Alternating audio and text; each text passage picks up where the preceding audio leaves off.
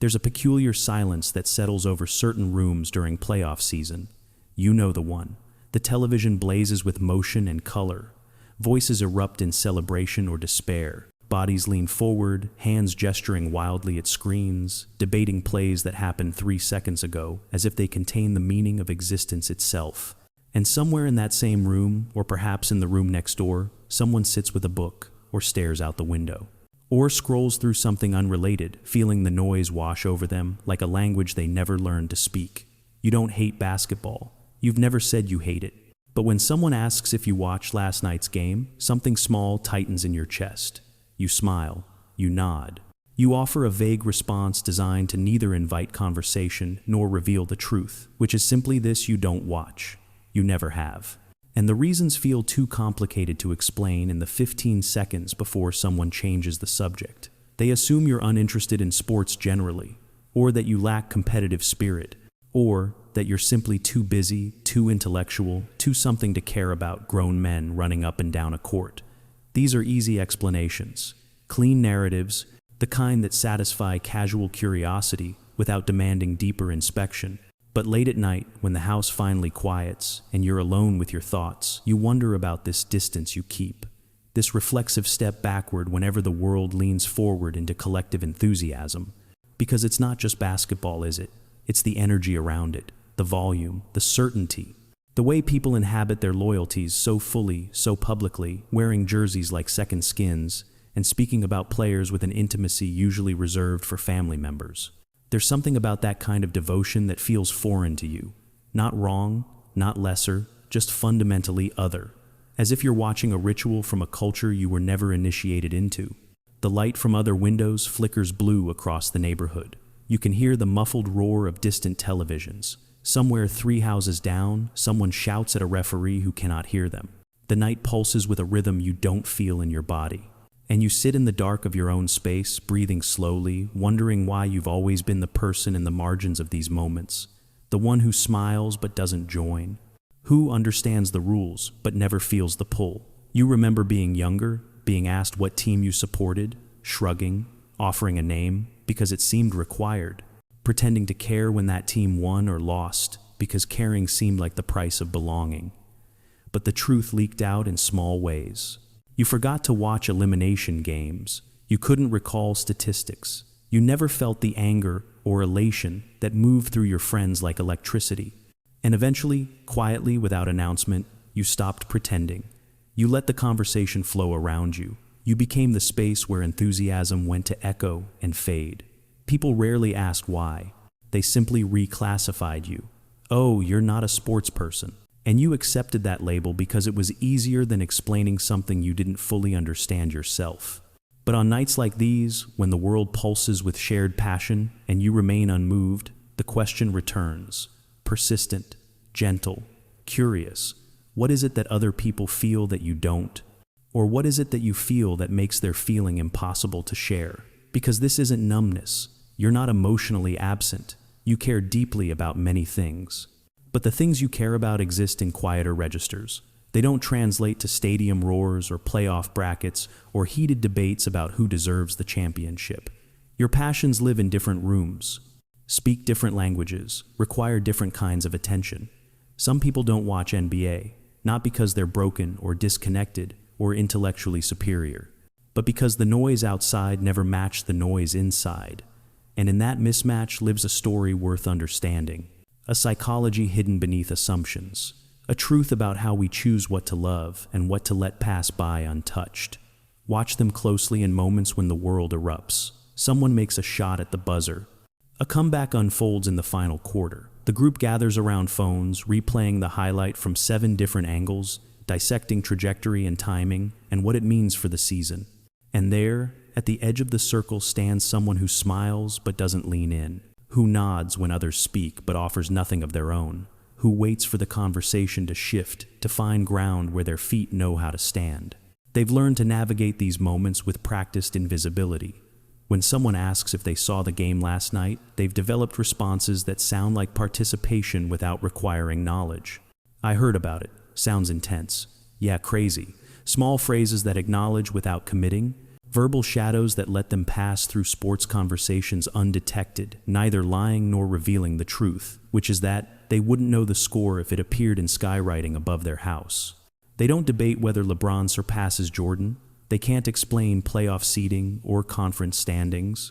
When friends argue passionately about trades and draft picks, they become very interested in their drink, or check their phone, or remember something they need from another room. Not because they're bored exactly, but because the conversation asks them to care about things they've never been able to locate inside themselves.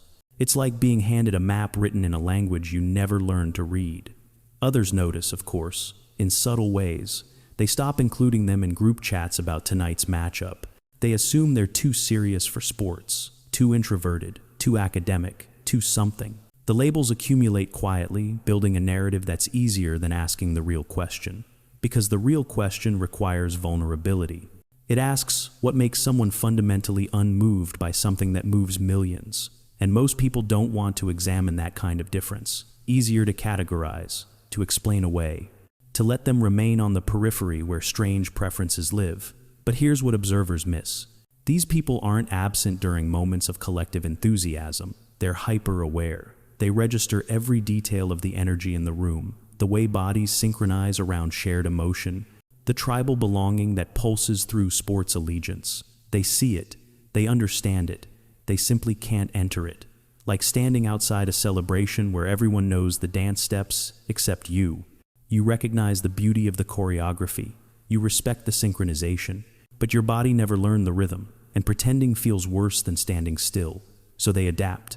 They become skilled at changing subjects, at asking questions that redirect attention, at being present without participating, at existing in rooms where their silence goes unnoticed because everyone else is so magnificently loud. It's not that they don't care about the game, it's that the game never cared about the parts of them that needed understanding, never spoke to the quiet places inside where meaning actually lives, never offered a mirror where they could see themselves reflected back, and so they remain watchful, distant, misunderstood in ways too small to explain and too persistent to ignore. There's a term psychologists use for this phenomenon, though the language feels too clinical for something so deeply felt. They call it selective identification, the unconscious process by which we invest emotional energy only in things that mirror our inner architecture, only in spaces that feel like returning home rather than visiting foreign territory. It's not about preference, it's about recognition, about finding yourself reflected in the world and choosing to stay only where that reflection appears. Because here's what most people misunderstand about attention. We think we choose what we care about through rational decision-making, through conscious evaluation of merit and interest. But attention doesn't work that way. Attention flows toward whatever feels emotionally safe, toward whatever doesn't activate old wounds, toward whatever allows us to exist without defending ourselves against invisible threats. Some people grow up in houses where competition felt like survival, not entertainment, where every game had stakes beyond winning, where performance was measured and comparison was constant, and falling short meant something more than losing points. It meant losing approval, losing safety, losing the fragile sense that you were enough exactly as you were. Imagine a child who loved basketball once, who played in driveways and schoolyards with the uncomplicated joy that children bring to movement. But imagine that same child's father standing at the sideline, jaw tight, calling out corrections. Imagine the car ride home in silence after a loss. Imagine the subtle withdrawal of warmth that accompanied every missed shot, every failure to meet expectations. Imagine how quickly joy transforms into anxiety, how play becomes performance, how love becomes conditional on outcomes you cannot always control. That child doesn't hate basketball. That child hates what basketball came to represent. The measurement, the judgment, the impossible standard.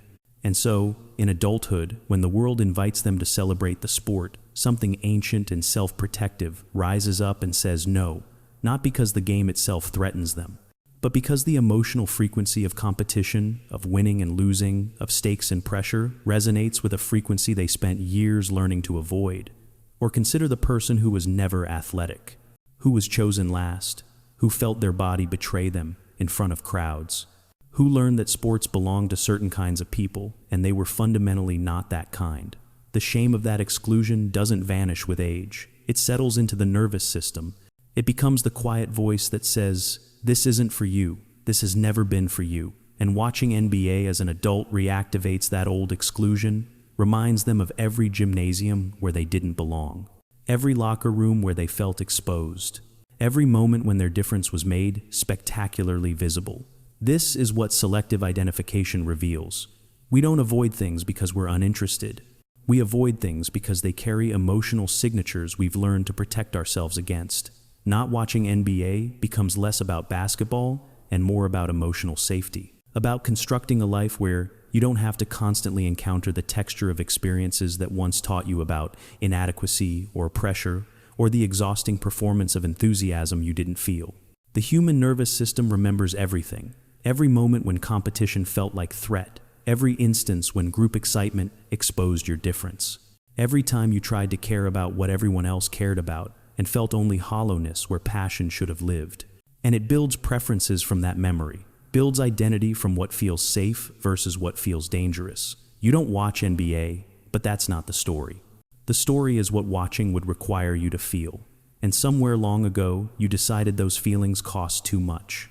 But here's where the story deepens, where individual psychology becomes existential truth. Because what we avoid reveals who we are just as clearly as what we pursue.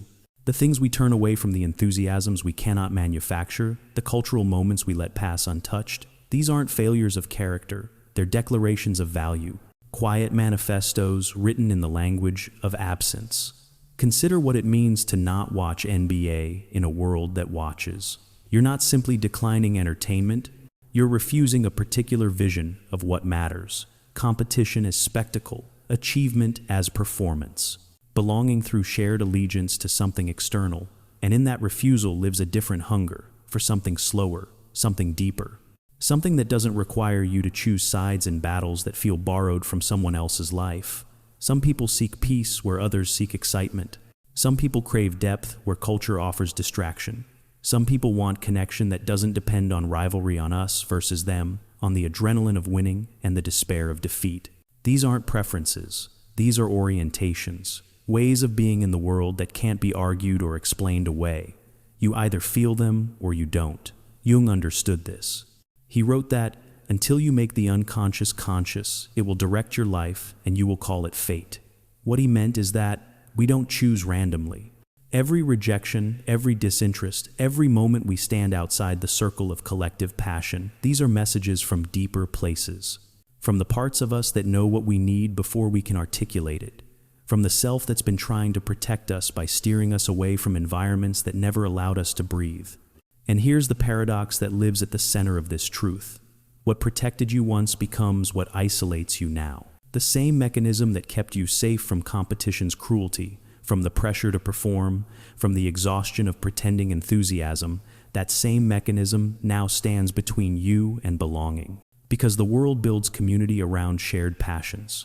Around watching the same games, feeling the same emotions, and when you can't access that frequency, you stand alone, not by choice, but by survival. Yet maybe that isolation isn't tragedy, maybe it's clarity, because we all choose our games whether we realize it or not. Some choose the court, the roar of crowds, the mathematics of victory, the tribal warmth of jerseys and chants and collective hope. Others choose the quiet, the observation, the questions that don't have scores, the kinds of meaning that can't be tallied on scoreboards or celebrated with parades. Neither choice is superior, but both are true. And understanding which game you're actually playing, which court holds your real attention, which victories matter to your actual soul, that's the work of becoming yourself. Of stopping the performance of interest in things that never interested you, of releasing the guilt that comes from being unmoved by what moves millions. Maybe not watching NBA isn't about missing out. Maybe it's not about being broken or damaged or insufficiently enthusiastic about life. Maybe it's about choosing a life that finally fits, about building an existence around what genuinely calls to you instead of what you've been told should matter. About having the courage to be uninterested in things that everyone insists are interesting. About finding your stillness in a world addicted to noise. And so you learn to build a life around this knowledge. Not consciously perhaps, not with intention, but the patterns emerge anyway, the way water finds its path downhill. You notice yourself avoiding certain gatherings, the Super Bowl parties, the playoff watch nights, any event where the central organizing principle is collective enthusiasm for competition.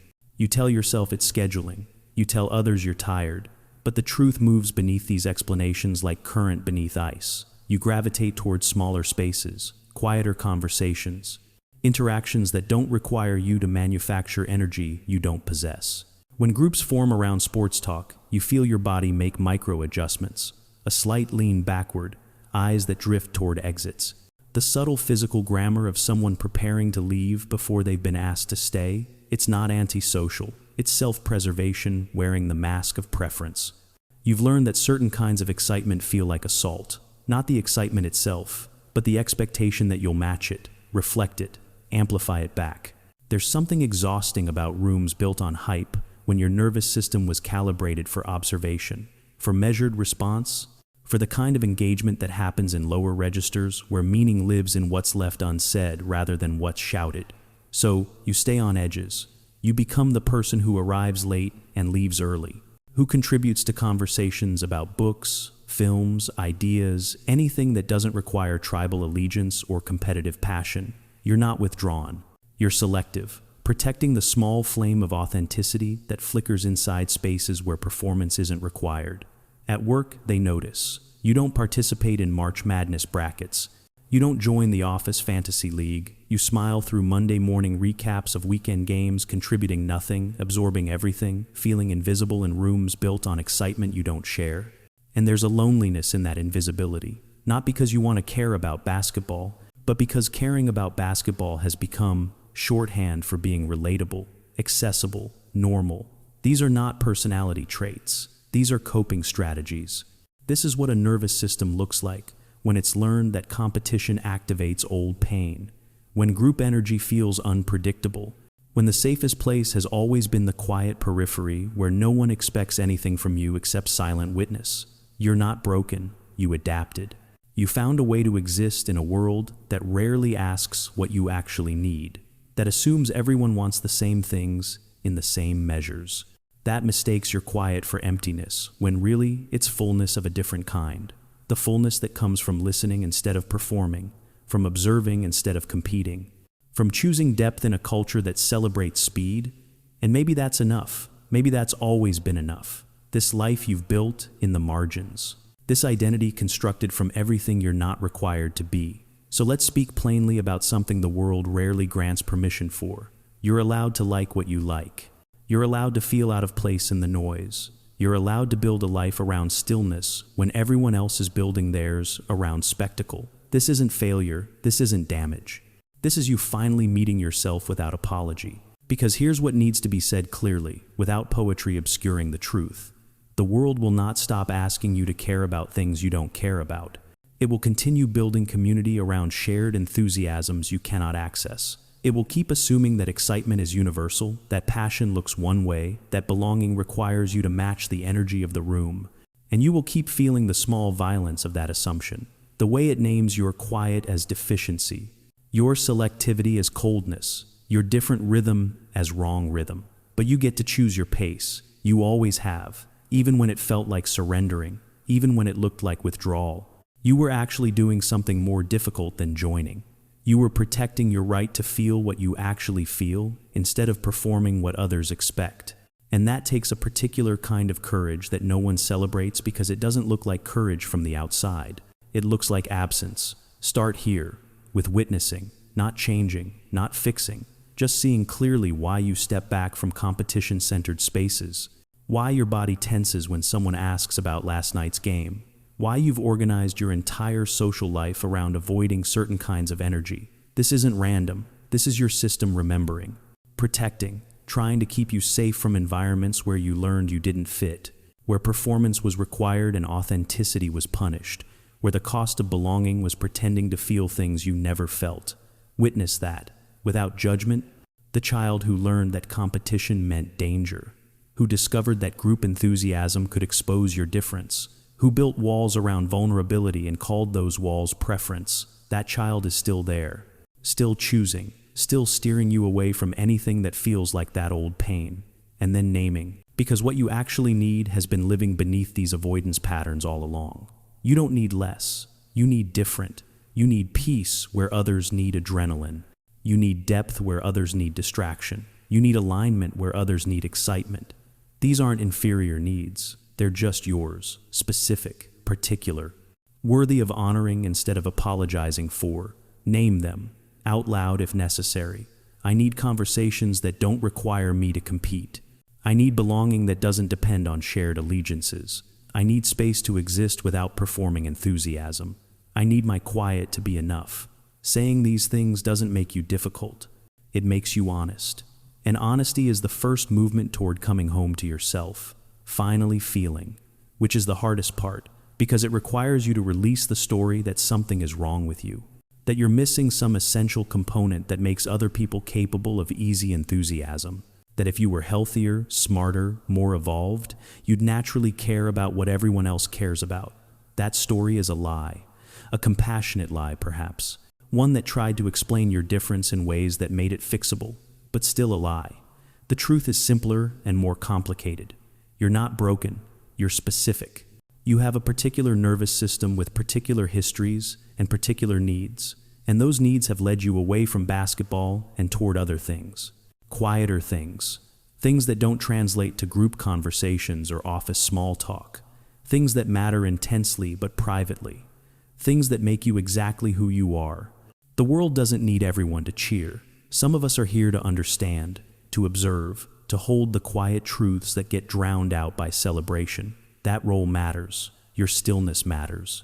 Even when no one's watching, you don't watch NBA. And maybe that's okay. Maybe it's more than okay. Maybe it's exactly what your particular soul required to remain intact in a world that asks everyone to want the same things in the same ways. You've spent years wondering if something was missing. Some gene for enthusiasm. Some capacity for tribal belonging that got left out when you were made, but nothing was missing. You were just listening to a different frequency all along. Because here's the truth that settles when all the noise finally stops. You don't follow the crowd, but you still belong to the world. Your belonging just looks different, quieter, more selective, built on foundations that can't be shaken by whether anyone else understands your choices. You belong to yourself first, and from that belonging, everything else becomes possible. Connection that doesn't require performance, community that honors your actual rhythms, peace that doesn't apologize for being peaceful. The lights from distant windows still flicker blue on playoff nights. Voices still erupt in celebration or despair. The world still pulses with its particular enthusiasms. But you've stopped trying to match that pulse. You've found your own, slower perhaps, steadier, more honest. And in that honesty lives a kind of freedom that people who've never questioned their enthusiasms will never know. You sit in the stillness of your own space, breathing slowly, no longer wondering why you can't feel what others feel, no longer apologizing for the distance you keep, because you finally understand. Quiet doesn't mean empty. Quiet doesn't mean broken or lost or less than. Quiet means you finally hear yourself. And that sound, that small, true sound of your own voice beneath all the noise the world insists matters, that's the only game worth watching.